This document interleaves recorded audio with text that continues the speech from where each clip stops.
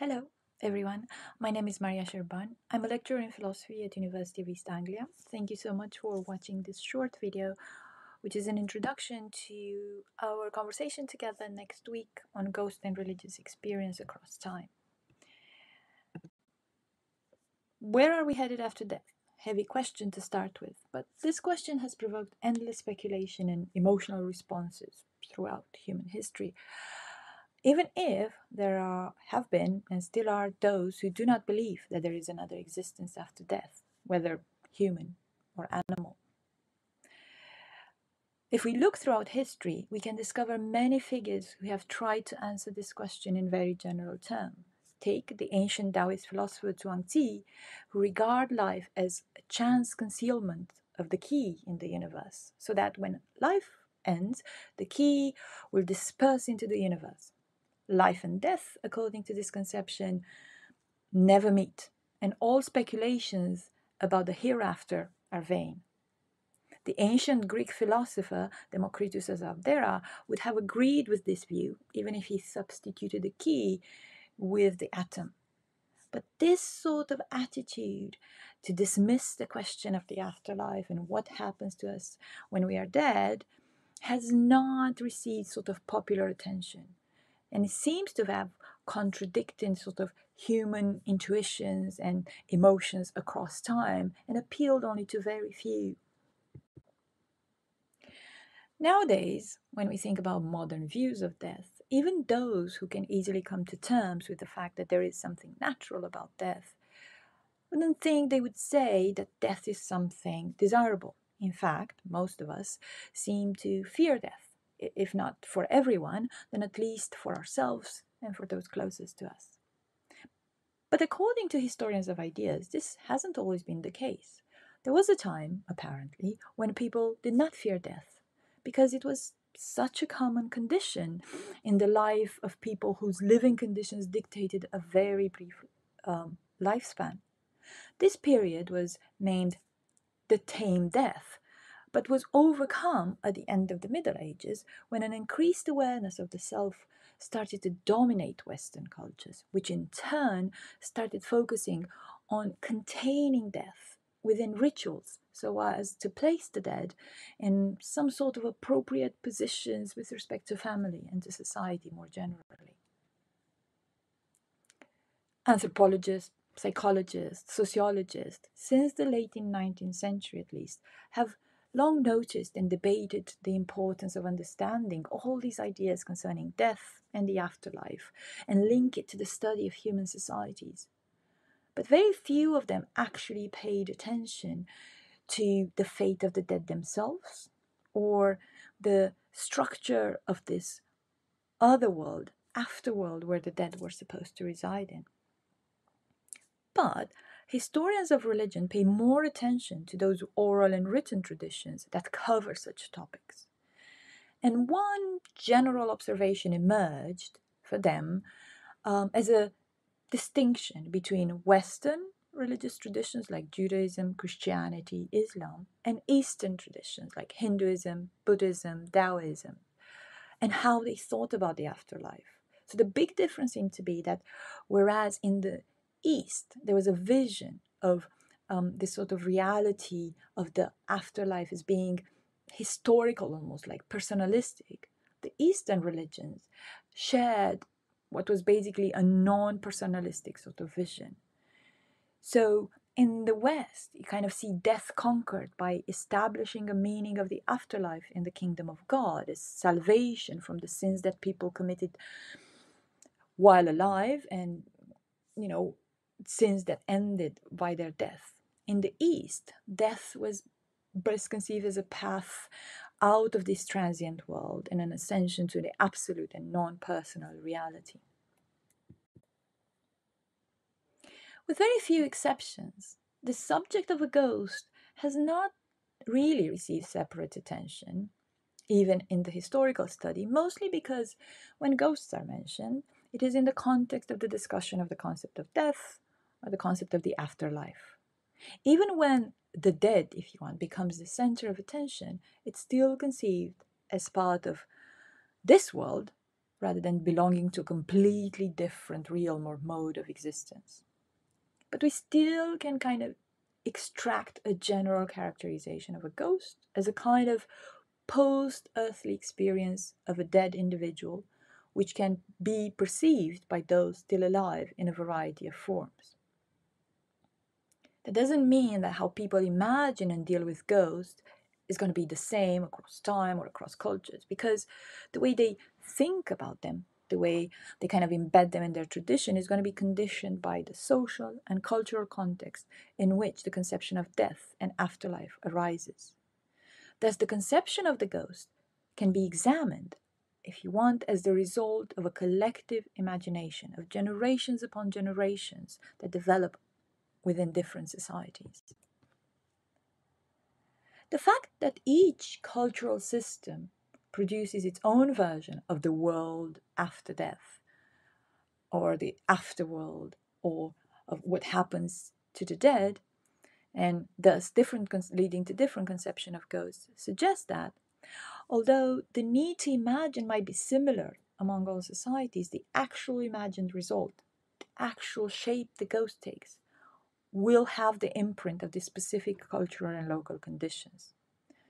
Also, when we consider the terminologies that are used in various religious cultures about the state of human beings after death, it becomes clear that there are certain limits to the application of the English term ghost. For example, for the modern English user, the term ghost usually refers to the spirit or soul of a dead human being. Yet not the same can be said across different cultural traditions.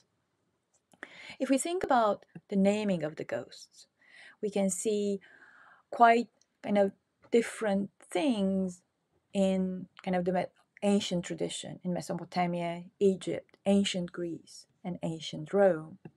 So, for instance, in Mesopotamia, the nearest equivalent of ghost is etemu, which originates from the flesh of the god, resides in human beings, and is released after death, therefore suggesting a certain connection between human beings and the god.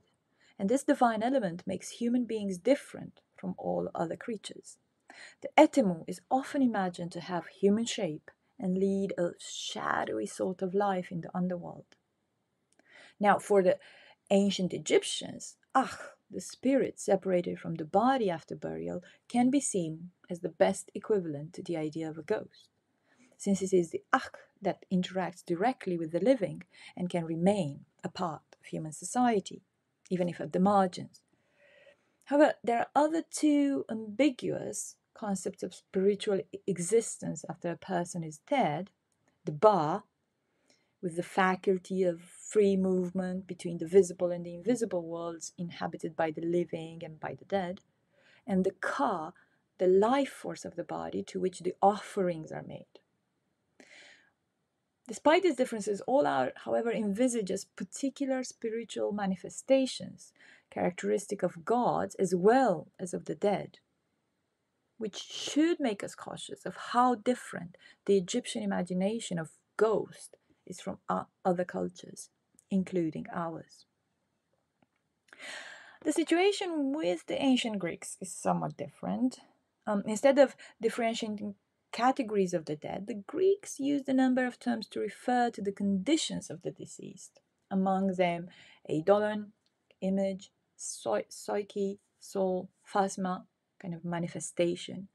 Each of these terms refers to a certain aspect of the person, yet they do have something in common, namely that there is a lack of wit and life power, phrenes. In the classical period, phasma may have played the role of the evil ghost that could somehow interact with the living in a tangible way. Compared, the ancient Romans seem to have made distinctions between different categories of the dead. They talked about anima, soul, umbra, shade, manes, or lemures, ghosts in general, lares familiares, ancestral ghosts, larvae, threatening ghosts. Yet exactly how different these are is still debatable.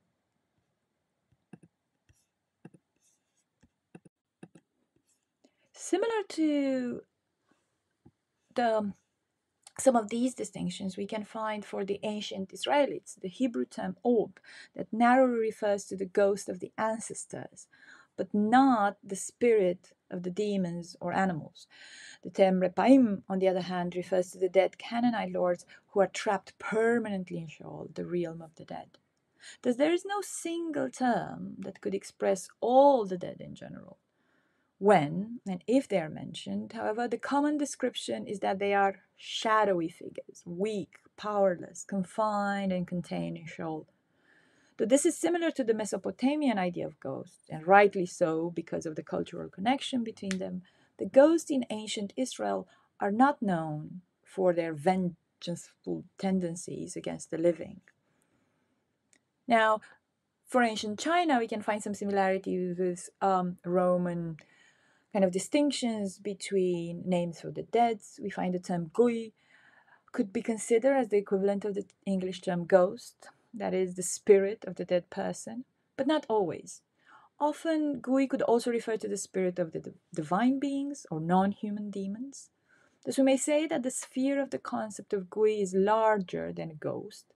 The difference between a ghost, as gui or god, shen, is not their nature or power, but whether or not they can perform certain benevolent or miraculous deeds that could prompt people to revere or worship them. The ghosts that could demonstrate their power by performing worthwhile deeds stand a good chance to become gods. Those that could only do harm, however, always remain evil ghosts. Even the so-called guai, kind of goblin animal spirits or demons, may not be totally evil. To complicate the matter further, there are other Chinese terms like hon and po that also refer to the spiritual existence of the dead.